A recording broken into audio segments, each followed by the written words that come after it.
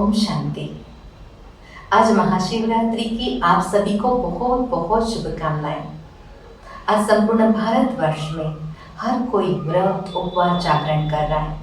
आज हम भी आओ मनाए सच्ची शिवरात्रि में सच्चा व्रत, सच्चा उपवास कैसे किया जाता है, इसके पीछे क्या आध्यात्मिक रहस्य छुपे हैं वो समझेंगे।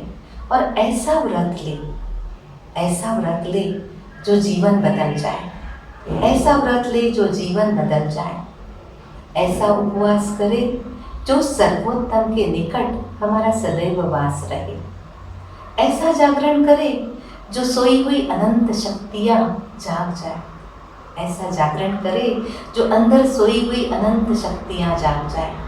और ऐसी सच्ची महाशिवरात्रि हम मनाएं जो जीवन प्रकाशमय हो जाए, जीवन तेजोमय हो जाए। चलिए हमें इस यात्रा पर ले चलेंगी ब्रह्मा कुमारी प्रज्ञा बहन। ओम शांति। आज हम जानेंगे कि शिवरात्रि के दिन हम जो अलग अलग रीति रस्में करते हैं, अलग अलग विधियां करते हैं, उनके पीछे क्या आध्यात्मिक रहस्य है। जैसे शिवरात्रि के दिन सभी भक्त बहुत ही श्रद्धापूर्वक, बहुत ही भक्ति भावना से मंदिरों में जाते हैं, पूजा अर्चना करते हैं और अलग अलग विधियां करते हैं। जैसे शिव की पूजा करते हैं तो शिव पर बेलपत्र चढ़ाते हैं, फिर अक का फूल भी चढ़ाते हैं और दूध भी चढ़ाते हैं। अब इन सबके पीछे भी कोई ना कोई आध्यात्मिक रहस्य है। जैसे शिवलिंग पर बेलपत्र चढ़ाते हैं। बेलपत्र एक पत्ते में 3 पत्ते होते हैं, अर्थात ये परमात्मा शिव के 3 कर्तव्य का यादगार है। परमात्मा शिव 3 देवताओं के द्वारा अपने 3 कार्य करवाते हैं। प्रजापिता ब्रह्मा द्वारा नई सृष्टि की स्थापना का कार्य, फिर शंकर द्वारा पुरानी आसुरी सृष्टि के विनाश का कार्य और विष्णु द्वारा नई सृष्टि की पालना का कार्य। इसलिए परमात्मा को त्रिमूर्ति शिव भी कहा जाता है। इसी प्रकार से हम भी रोज सवेरे उठते ही कोई अच्छे संकल्प की रचना करें, फिर विष्णु बनकर पूरे दिन में उस संकल्प की पालना करें, अर्थात उस संकल्प पर अटेंशन रखें। और उसके बीच अगर कोई निगेटिव विचार आता है तो शंकर बनकर उसका विनाश करें। इसी प्रकार से शिवलिंग पर अक का फूल चढ़ाया जाता है। अब ये अक का फूल जो होता है उसको न रंग रूप होता है, न ही खुशबू होती है, और ये जहरीला होता है। फिर ऐसा पुष्प परमात्मा पर क्यों चढ़ाते, जबकि अन्य देवी देवताओं पर तो हम खुशबूदार फूल चढ़ाते, फिर परमात्मा पर ऐसा पुष्प क्यों चढ़ाते। तो अक का फूल चढ़ाना अर्थात हम अपने अंदर की 5 विकारों रूपी जहर को परमात्मा पर अर्पण करते हैं, इसलिए वो अक का फूल चढ़ाते हैं। और जब अपने अंदर के जहर को हम परमात्मा पर अर्पण करते हैं तब हम दूध जैसे पवित्र बनते हैं, स्वच्छ बनते हैं। इसलिए दूध भी चढ़ाया जाता है। फिर परमात्मा शिव के जो मंदिर है बहुत ही ऊंचे स्थानों पर पाए जाते हैं। ऊंची पहाड़ियों पर मंदिरों में सभी भक्त दर्शन करने जाते हैं। अर्थात परमात्मा शिव वो सबसे ऊंचे ते ऊंचे हैं। उनको देवों के भी देव, महादेव कहा गया है, क्योंकि परमात्मा वो ब्रह्मा, विष्णु और शंकर तीनों के भी रचयिता है। तो ऊंचे ते ऊंचे होने के कारण उनके मंदिर भी ऊंचे स्थानों पर पाए जाते हैं। फिर शिवलिंग पर मंदिर में एक जलाधारी होती है, कलश होता है, जिससे बूंद बूंद जल वो शिवलिंग पर गिरता है। अर्थात परमात्मा शिव वे ज्ञान के सागर है, ज्ञान के भंडार है। उनके पास अथाह ज्ञान है। तो परमात्मा वो ज्ञान की एक एक बूंद हमें देकर हम आत्माओं को पतित से पावन बना देते, और उस ज्ञान की बूंद से ही हम आत्माओं की सद्गति होती है। इसीलिए मंदिर में वो कलश होता है। फिर शिवरात्रि के दिन हम जागरण भी करते हैं। तो जागरण माना ये नहीं कि रात को जागना है। पहले के जमाने में जागरण वगैरह करते थे तो भजन कीर्तन करते थे, लेकिन अभी क्या करते हैं? फिल्में देखना, जुआ खेलना, शराब पीना। तो क्या ये सही तरीके का जागरण है? नहीं ना। फिर कई मनुष्यों को हम देखते हैं कि रोज रात को जागकर अपनी नाइट ड्यूटी करते हैं, तो रोज रात को जागरण करते हैं, तो क्या उनका पुण्य जमा होता होगा? नहीं ना। तो जागरण माना सिर्फ रात को जागने की बात नहीं है। जागरण का वास्तविक अर्थ है अज्ञान की निद्रा से जगाना। इस कलयुगी रूपी रात्रि में भी ये घोर अज्ञान रूपी रात्रि छाई हुई है, और इसमें सभी मनुष्य अज्ञान की निद्रा में सोए हुए हैं। तो सभी को ज्ञान का प्रकाश देकर उनको अज्ञान की निद्रा से जगाना है। तो यही है वास्तव में जागरण। तो जागरण माना जागृति लाना, अपने अंदर एक अवेयरनेस लाना। तो जब मनुष्य को ज्ञान प्राप्त होता है, ज्ञान अर्थात समझ कि क्या अच्छा है, क्या बुरा है, क्या सही है, क्या गलत है, वो है समझ। जब समझ प्राप्त होती है तब मनुष्य अच्छे कर्म करता है। तो इसलिए हम भी अपने अंदर ये जागृति लाएंगे। आज से हम हमेशा श्रेष्ठ कर्म करेंगे। उसी प्रकार से उपवास करते हैं। उपवास करते तो उस दिन कुछ खाते पीते नहीं हैं। परमात्मा ऐसा किसी को भूखा रहने के लिए तो नहीं कहेंगे। या कई बार देखते हैं उपवास में बहुत हेवी चीजें खा लेते हैं, तो ये भी नहीं है। उपवास का वास्तव में अर्थ है उप माना समीप, वास अर्थात रहना, सदा परमात्मा के समीप रहना।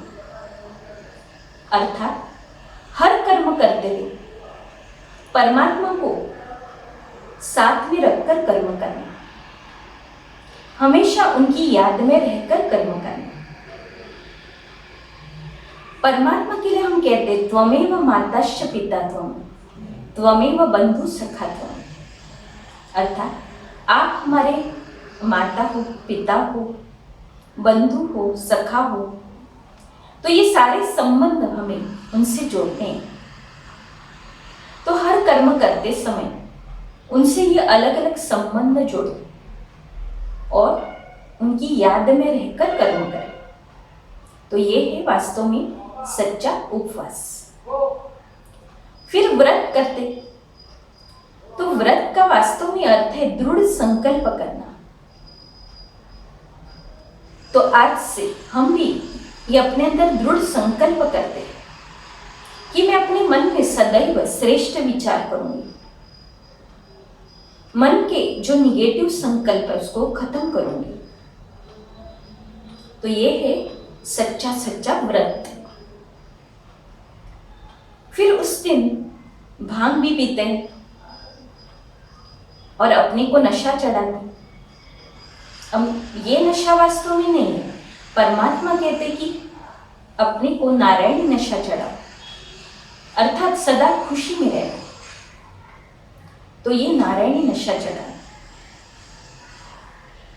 तो चलिए आज से हम अपने अंदर ये सच्चा सच्चा व्रत अपनाएंगे कि हम आज से अपने मन में सदैव श्रेष्ठ विचार करेंगे और सच्चा सच्चा हम जागरण करेंगे, अपने अंदर ये जागृति लाएंगे। तो यही है वास्तव में सच्ची सच्ची शिवरात्रि मनाना। तो आप सबको फिर से महाशिवरात्रि के इस पावन पर्व की बहुत बहुत बधाई हो, बधाई हो, बधाई हो। ओम शांति। धन्यवाद प्रज्ञा मैम, आपने हमें सच्चा व्रत सिखाया। और आप सभी दर्शकों का भी बहुत बहुत धन्यवाद हमारे साथ जुड़े रहने के लिए। इन 7 सत्रों में हमने सुना, समझा, शिव जी को पहचाना। सचमुच वो परमात्मा, वो शिव एक शक्ति है, ऐसी शक्ति जो एक माँ बनकर हमारी पालना करती है, हमें एक आध्यात्मिक जन्म देती है। वो एक ऐसा पिता है जो बैकबोन बनकर हमारे पीछे खड़ा रहता है। वो एक अच्छा दोस्त है जो समय आने पर हमारे साथ होता है। वो एक अच्छा बेटा है जो हमारा बहुत अच्छा ख्याल रखता है।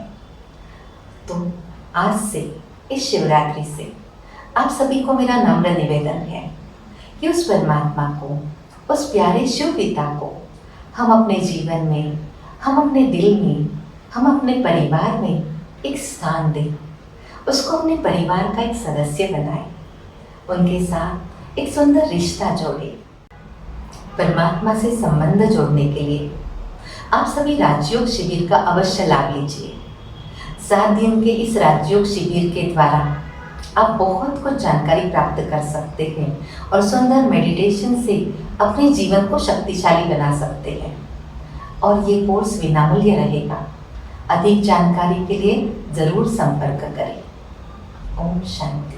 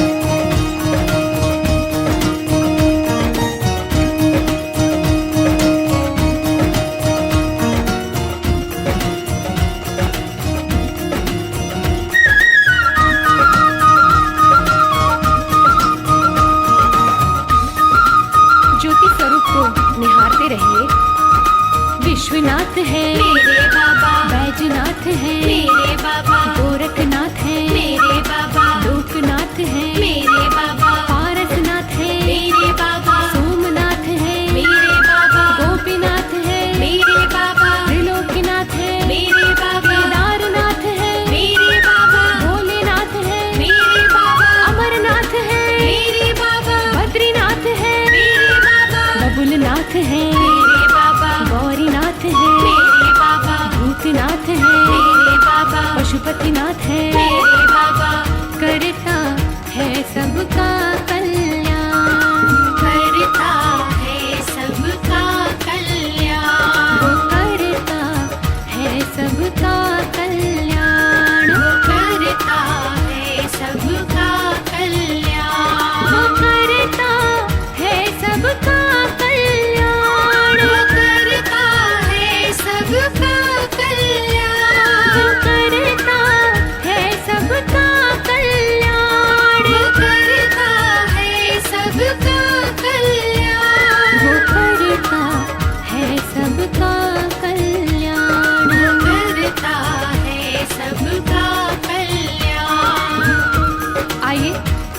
मगन हो जाइए उसके प्यार में।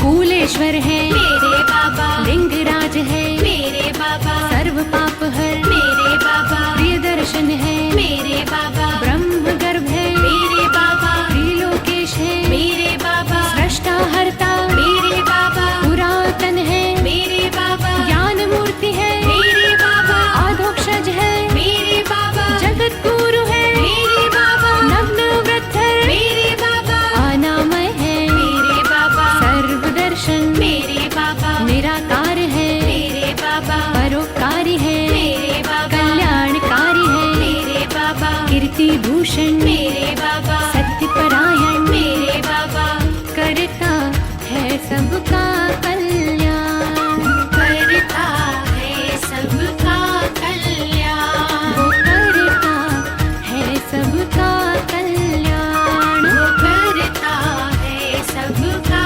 कल्याण, वो करता है सबका कल्याण वो करता है।